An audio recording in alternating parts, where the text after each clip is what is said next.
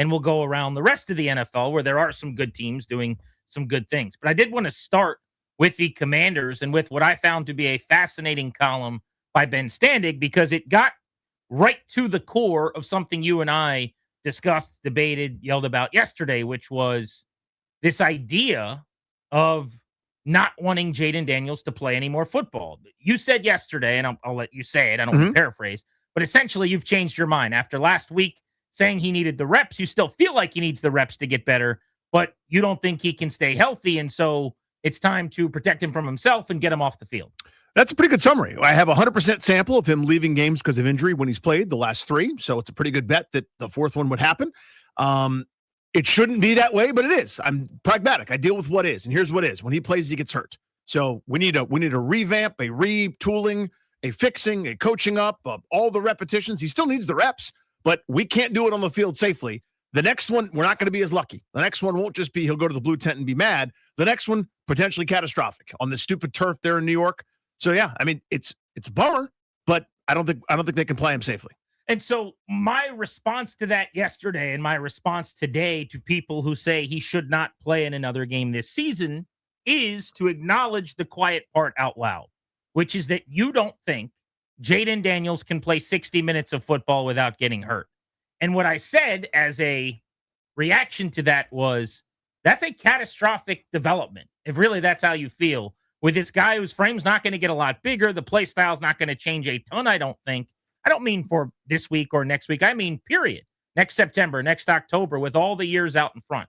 Now, I don't have the same fears that he will get hurt every single time he plays or that he's never going to be able to stay healthy. But if that is how someone feels, if they don't want him to play in a game because he can't go 60 minutes without getting hurt, my takeaway is alarms are sounding off in the distance. Just listen for the alert, alert. Ben Standig took it a step further on his Substack, who covers the team. He said, and I'm going to read his first paragraph here, if you're truly worried about Jayden Daniels' ability to stay healthy, then sitting him for the rest of the season is a half measure. If you believe he can't stay on the field, bubble wrap won't fix that. Only a trade would. Anything less is just hedging. Now, I'm going to get further into this piece in a second, but the first thing I want to do is everyone take a deep breath and calm down. Because the idea is not him suggesting or anyone suggesting that they should trade Jayden Daniels. That is not what he's arguing in any way in this column. I'm sure people will scream at him and yell terrible things and throw things at him. But what he is saying is, if you don't think that this player can protect himself for 60 minutes and stay healthy for a football game, inevitably in this sport at his size, he's going to take a lot of hits. Then he's saying you're going to feel that way in perpetuity, very likely. And his value right now is excellent. You should move him because you're always going to be worried that he's going to get hurt every single time he does anything. And so he's taking it a step further than what I'm saying, which is just, if you're acknowledging you don't think he can stay healthy for a game, that's a big problem. We got a real durability issue here. He's saying, if that's how you really feel, you should be advocating for them to trade him, which is a loud, attention-grabbing way of saying the same thing. Do you get what I'm saying? Sure, yeah. He is not suggesting they should trade Jayden Daniels. Nobody would suggest that.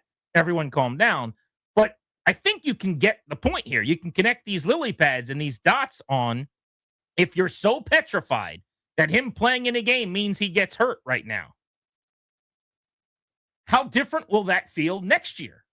And if you really don't think he can play a game, how could you think he could play a season or several of them? Then maybe you should be having a different conversation about the guy who's going to take a lot of hits in this very violent league. Yeah, I'm glad Ben wrote the column. I like Ben a lot. I think this is the straw man ludicrous thing turned up to a billion. Here's what this is. Somebody's going, hey, I think Kate Beckinsale's pretty. So you're saying every other woman's ugly? Nope. Just said one thing. Right now, this minute, he can't stay healthy. If that's true forever, then Ben's got a point. My point is, my view is, the entire summary is, whatever they're trying right now ain't working. Acknowledge that it's not working and shut it down before it's too late. That doesn't mean forever. I don't believe it's forever. I hope it's not forever. It's worth pursuing. It's not just give up. I'm not giving up. Right now, though, all the things that we all agree that he needs, which is to play football, won't be available to you before too long when he gets hurt really, really seriously, because that's what's coming. I'm hoping that will be different with overhaul with new paradigms, with new coaching, new emphasis, new everything. For him, the players at the core of this. I mean, this is as much a Jayden Daniels thing as it is anybody else. The only chance we've got is if he turns the corner in this regard. We're over. We've got 3 straight games where he's left because of physical ailments. That to me everyone should be so terrified of that.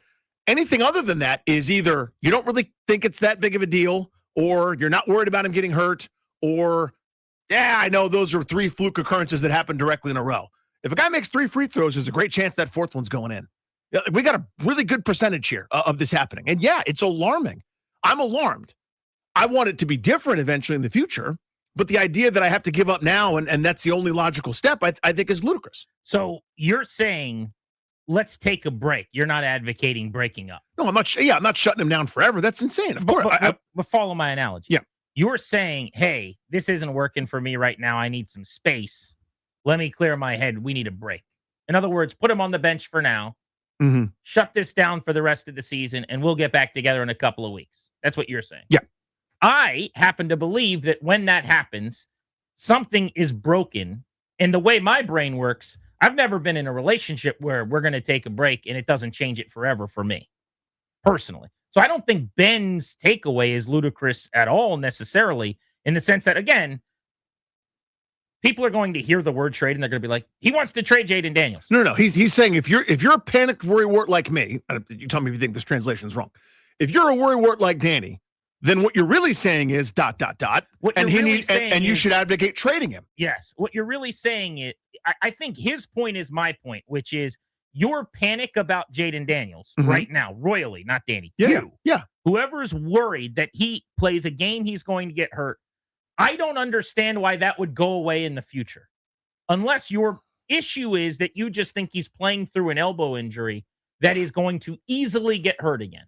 If your fear is the elbow, that's a different thing. Then, I've heard people now saying, I don't want him going out on the Meadowlands turf. If he plays on that terrible turf, he could get seriously hurt, which, by the way, is very possible. It's terrible. It's an awful place to go play. It's terrible turf. People get hurt there all the time. I'm not telling you there's a 0% chance anybody gets hurt in the Meadowlands. But to me, that is different. Like, he could take a big hit and he could break this or that. Mm-hmm. That's just fear that him playing football will result in him getting hurt. I don't have to call it irrational, but it's always going to be there. The only thing currently that you could tell me is different this weekend than in September is the elbow, which is recovering to whatever extent it still is. You just need more time. Or if it's related to the knee that he had earlier this year, which seems perfectly fine, or the hamstring he had earlier this year. Otherwise, the fear is the same this weekend as it would be in a year or 2 or 3.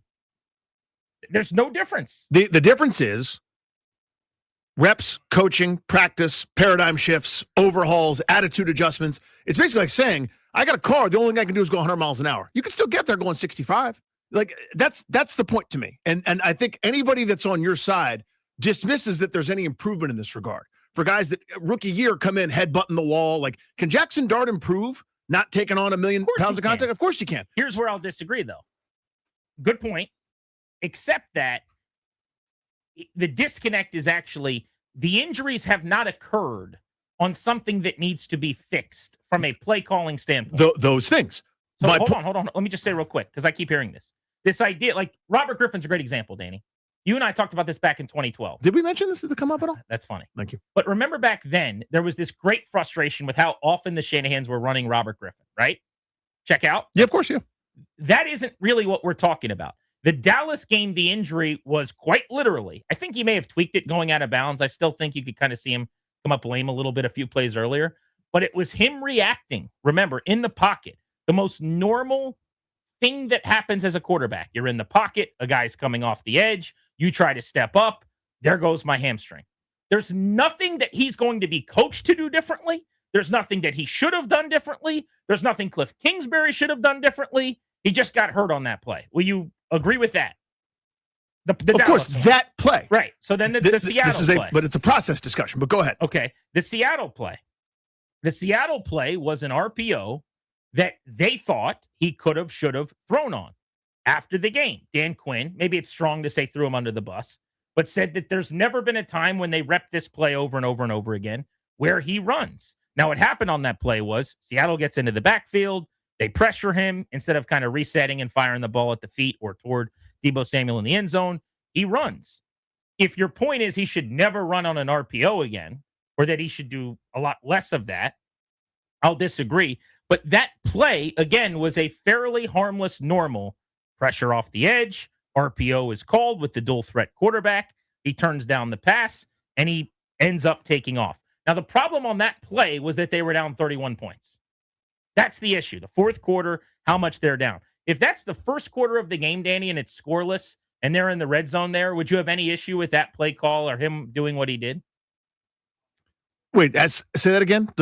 If that was the first quarter of the game in a 0-0 game and they called that play and he did the same thing he did, would you have any issue at all with some that issue? RPO? Some issue, but nowhere near as much as I do with What would your issue have been with that RPO? The amount of emphasis that's on him running because they're lining up out of the shotgun, and one of the big major options is that. And it's you're putting him in a spot where he can get thrown down like a rag doll. I would try not to do that as often as I possibly could. But on that specific play, did you have an issue? It would be a very small one. Okay. It would register, but barely. Right. I'd go, I'm frustrated by that because he's just come back from another injury. That makes 2 now, and he's going to miss a long time. The Minnesota play this past week, he checks into a play to throw a screen in the direction of the best screen edge defender maybe in the league, who goes up the ladder and does the thing that Van Ginkel does all the time. Do you remember that he had the pick 6 against Sam Howell, by the way? I'd completely forgotten about that. When he was in Miami. When he was in Miami. Yeah. I went back and watched all of his interceptions on screens. He's good at that. I was like, oh, yeah, I remember that when I was at that game. There it was. So you check into that. It ends up not going well. He makes the athletic play, and then he gets destroyed. Honestly, and to his credit, he's an athlete. He's a competitor. If he just stood there, probably some guy on Twitter gives you crap for that too. But it wasn't like he was desperately trying to get into the play, I didn't think. He was kind of like running back, maybe going to eventually have an angle or something. But I didn't think he was putting himself in harm's way to get hurt. But regardless, he gets hit. By the time he flies in the air several yards and then slides several more, not an exaggeration, from the moment of contact to he stops moving on the grass, Danny, you realize it was 9 yards. Think about the amount of force with which you are hit. He lands directly on that elbow that is injured and still could have come back into the game, according to the team. And based on what we saw on the sideline, looked like he was lobbying to. So I actually have a different tact than everybody else where they go, he came out of the game with an elbow injury. Obviously, his elbow wasn't healed enough. I go, oh my God, he just got nailed, landed directly on the elbow. You can't design a worse test right away for that elbow when you come back. And it seems like if he didn't get hurt again, it didn't dislocate, nothing serious happened. Maybe it was healed and they did an okay job. But regardless, that's not a play. You'd like him to play it differently, not throw the pick. He can't do anything differently on that play. Cliff Kingsbury can't not call that play. So on that play specifically, what are we coaching or changing? So nothing on those plays. And that was a great explanation. Process. Blasted against the Giants where his helmet turned sideways. Folded up against Atlanta. Should have been a concussion in the Blue 10 against Tampa in week 1. Same thing against Atlanta where they had to call timeout and Mariota picked them up. Hits against the Steelers. The Eagles a couple different times. The process. That's the point here. It's process stuff. Those individual plays, those are great explanations. That's one of hundreds. I need everything to be different. I don't know how to do it. I'm not smart enough to know. But I need everyone to understand that that's the priority, where you go, we're out of the shotgun because we need to make sure he can run the ball that much more. Nope, that's not why we should be in the shotgun. If you're in the shotgun for different reasons, totally fine. But emphasizing to him that your body on the line is fine in a 31-point game or whatever the time, cutting back against Carolina. It should be beaten into his brain. You never go back to the middle of that field when you're in space. The sideline, man, touchdown or sideline. When he cut back, rib gets broken. My point is, it's a process thing with him.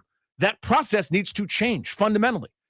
And where the other point I think we'll disagree, it's the Standigs, the Grants, the he's got to play guys is, to me, they're you were until 48 hours ago. Well, but even beyond that, the fader on how meaningless these games are for me is like all the way up. It's not that way for football guys.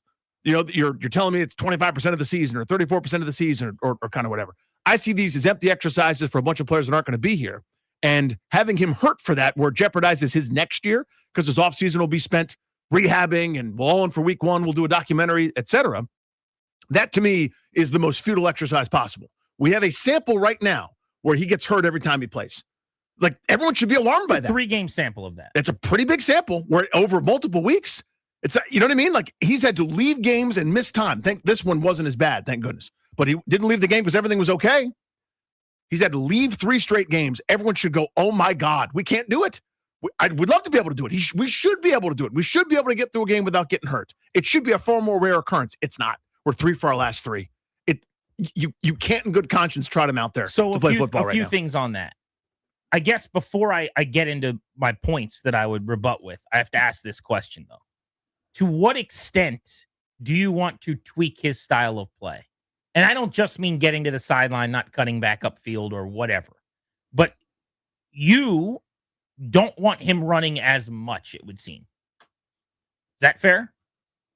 In other words, if he has the highest scramble rate in the league and has since he came into the league, this is what he does. It's what he did at LSU. It's what he did when everyone fell in love with him and drafted him second overall. He ran for 1,000 yards in college. Now we're saying run it less, which is interesting to me.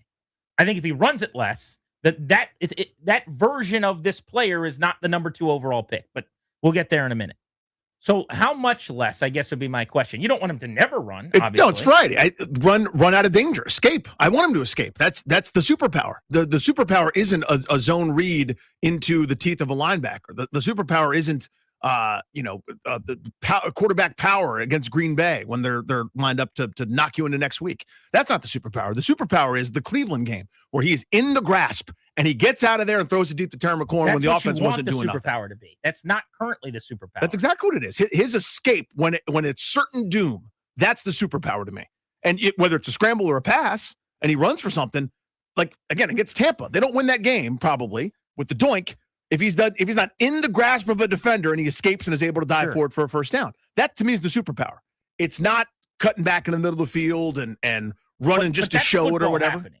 I mean, there is. Right. And if we can both agree that there's no way to remove all the You're rest. Not removing all of there's it, of no course. way every time that you run that you never cut into the middle of the field. Of course. That you never get tackled, that you never take on a shot. It's not insane to say, let's limit the risk some. The idea that that's a bridge too far from everybody is like, what are we really talking about? We can't limit the risk at all for a guy that's been hurt 4 separate times but in 2 years?